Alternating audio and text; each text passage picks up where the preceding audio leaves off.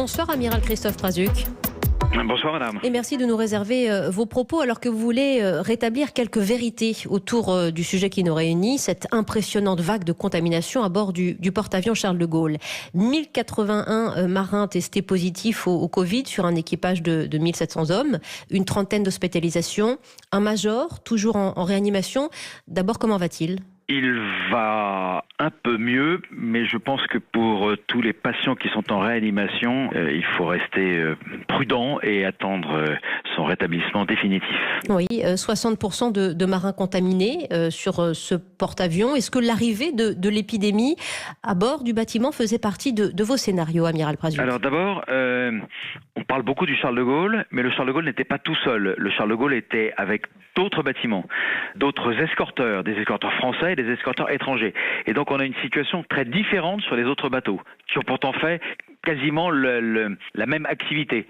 À Toulon, à côté du Charles de Gaulle, il y a le Chevalier Paul. Sur le Chevalier Paul, 10% de l'équipage a été contaminé par le Covid. Voilà, c'est considérable, c'est-à-dire une vingtaine de personnes, c'est considérable, mais c'est quand même beaucoup moins parce que le bateau est moderne, parce que manifestement les mesures ont été plus efficaces, la contamination a été contenue sur le Chevalier Paul. Voilà. Pourquoi est-ce qu'il y a un cas Charles de Gaulle ? Très vraisemblablement à cause de la grande densité de population qui se trouve à bord de ce bateau, à peu près 2000 marins qui y sont en permanence et qui se croisent avec les activités de pont d'envol, etc. Bien sûr, avec la possibilité quand même à bord d'établir des zones de confinement, ce qui a été fait d'ailleurs à un certain moment, 130 places à peu près pour accueillir les marins contaminés. Mais est-ce que ces zones ont été effectives et respectées ? Effectivement, des mesures ont été mises en place à bord du Charles de Gaulle. Au résultat, aujourd'hui, on peut dire que ces mesures, elles ont été contournées. Elles n'ont pas permis de détecter le début de l'épidémie et donc de la contenir. Ces mesures, c'était par exemple, après l'appareillage du bateau de son escale de Brest, un questionnaire qui a été rempli par chacun des près de 2000 marins à bord du bateau. Sur la base de ce questionnaire, les médecins ont identifié 350 marins sur lesquels ils allaient exercer un suivi médical bicotidien particulier. Il y a eu également la fermeture de lieux de vie où on se rencontre, etc. et une modification des habitudes à bord, en particulier les fameux appels du matin où, comme à l'usine, on distribue le travail pour la journée. Quand ont été prises ces mesures barrières ? Quand ont-elles été appliquées pour la première fois ? Elles sont prises à l'appareillage de Brest. Donc le 16 mars au matin, le bateau quitte Brest, où il a fait escale pendant la durée du week-end. Et donc, ces mesures barrières, ces mesures de suivi médical renforcé sont mises en place à partir de ce moment-là pendant 14 jours. Ça veut dire qu'à l'escale de Brest, vous avez connaissance de combien de cas de marins contaminés au Covid-19 sur le porte-avions Charles de Gaulle et dans le groupe naval aéroporté ? Eh bien, à notre connaissance, à l'arrivée à l'escale de Brest, il n'y a pas de cas détectés. Le 6 avril, là, le bateau se rend compte qu'il se passe quelque chose à bord qui est anormal et le 7, la mission est interrompue et la ministre l'a rappelé hier, elle demande immédiatement et l'arrêt de la mission et la mise en route au plus vite vers Toulon et le déploiement de médecins à bord du Charles de Gaulle pour faire les premiers tests. Il n'y a pas de tests à bord du bateau. Donc les premiers 60 tests, des épidémiologistes et dans la foulée également l'évacuation de 3 marins qui, dans les quelques jours qui viennent de s'écouler, ont des symptômes qui se renforcent. Amiral Prazuc, vous êtes chef d'état-major de la Marine et en exclusivité ce soir sur Europe 1. Vous soulignez les enquêtes en cours aujourd'hui, une enquête de commandement sur la gestion de cette crise par l'encadrement militaire et puis une enquête évidemment épidémiologique. C'est l'encadrement militaire, c'est cette gestion de crise qui vous interroge le plus à cette heure ? C'est les deux. Parmi le commandement du Charles de Gaulle, il y a un médecin-major.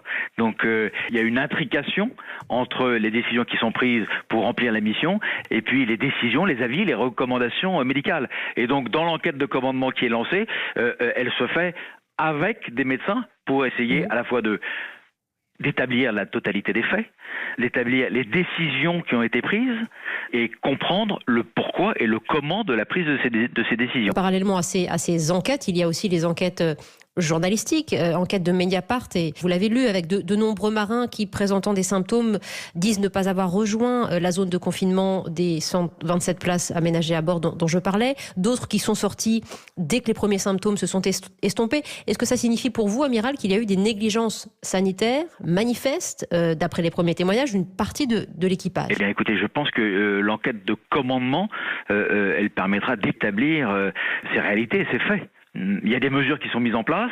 Comme je vous le disais, manifestement, elles n'ont évidemment pas contenu et elles n'ont même pas permis d'alerter sur la présence du virus. Est-ce qu'elles étaient mal conçues? Est-ce qu'elles étaient mal appliquées? Est-ce qu'elles étaient mal contrôlées? Ou est-ce que le virus a encore à contourner tout ça? C'est ça ce qu'on veut comprendre. Est-ce que vous échangez aussi sur ces questions-là très précises avec vos homologues américains du porte-avions USS Theodore Roosevelt, contaminé lui aussi par le virus? Oui, on a échangé avec le Roosevelt, et puis j'ai également échangé avec mes homologues des pays européens qui avaient fourni des frégates, des bâtiments de combat pour escorter le Charles de Gaulle. Et donc qui ont été au contact, qui étaient en escale à Brest, qui ont des officiers qui sont venus à bord, etc. Donc je les ai informés de la situation et ils m'ont répondu en retour que ils n'avaient pas détecté de Covid sur leur bateau. Question qui se pose aussi pour les familles de marins qui nous écoutent. Ont-elles été suffisamment alertées par vos services, amiral Prazuc? En fait, le lien avec les familles, c'est le bateau lui-même qui envoie des newsletters aux familles et qui a abordé au cours du mois de février, au cours du mois de mars, la question du Covid et les mesures qui étaient mises en place à bord du bateau pour limiter le Covid. Et également vers les familles qui donnaient des informations pour que les familles qui sont restées loin derrière, à Brest, à Toulon, aient les points de contact, des bureaux de liaison des familles pour qu'elles puissent demander de l'aide si jamais elles étaient en difficulté. Nous apprenons dans les hôpitaux, nous apprenons dans les services de réanimation, nous apprenons dans les EHPAD, nous apprenons tous les jours à lutter contre ce virus. Eh bien, nous avons mis en place des mesures sur de nombreux bateaux, sur nos sous-marins, et là, elles ont été manifestement contournées, prises en défaut par un virus furtif, sournois, et donc nous devons comprendre ce qui s'est passé et nous devons adapter ensuite nos procédures, nos manières de faire, nos matériels pour assurer notre résilience. La marine, c'est 40 000 hommes. N'oubliez pas de me souligner Aude Leroy, l'une de nos spécialistes sur Europe 1. Est-ce qu'il y a d'autres cas de contaminés à votre connaissance? Oui, il y a d'autres cas de contaminés qui sont des contaminations ponctuelles. J'ai environ 1226 cas, soit testés positifs, soit déclarés positifs par décision médicale. 1226, dont 1000 sont sur le Charles de Gaulle. Donc les autres, ce sont des cas ponctuels. On avait beaucoup de cas au bataillon des marins-pompiers de Marseille, puisque les marins-pompiers de Marseille sont au contact direct des Marseillais qui sont contaminés par le Covid. Donc j'ai des cas, ils sont suivis, recensés, soignés, mais j'ai également des bateaux à la mer. Aujourd'hui, j'ai 21 bateaux qui sont à la mer, avec 2000 personnes qui sont à la mer. Par exemple, le Mistral, qui est en train d'apporter de l'oxygène et du matériel médical entre La Réunion et Mayotte, le Dixmude qui arrive dans les Antilles, d'autres activités se poursuivent. Elles vont nous demander de revoir nos procédures, d'isoler, de renforcer les mesures barrières à bord des bateaux, mais par exemple pour l'outre-mer, la nécessité de transporter, la nécessité d'intervenir, elle se maintient et donc il faut continuer à aller à la mer. Et pour ce qui est du porte-avions Charles de Gaulle qui est actuellement en quai à Toulon, il n'y a qu'un seul équipage pour ce porte-avions. Donc qui assure la dissuasion française actuellement? Pour terminer, amiral Prazuc. La dissuasion française, elle est assurée d'abord par les sous-marins nucléaires lanceurs d'engins qui sont basés à Brest et qui portent ce qu'on appelle la dissuasion océanique. La force aéronautique navale nucléaire qui peut être mise en œuvre depuis le Charles de Gaulle, mais quand le Charles de Gaulle est en mer. Donc ce n'est pas une force permanente. Et puis il y a également les moyens de l'armée de l'air pour la dissuasion par les vecteurs dits aériens. Amiral Christophe Prazuc, vous qui êtes chef d'état-major de la Marine nationale, merci de nous avoir réservé et accordé vos propos sur Europe 1 sur cette gestion de crise à bord du porte-avions Charles de Gaulle et plus largement du groupe naval aéroporté. Merci monsieur.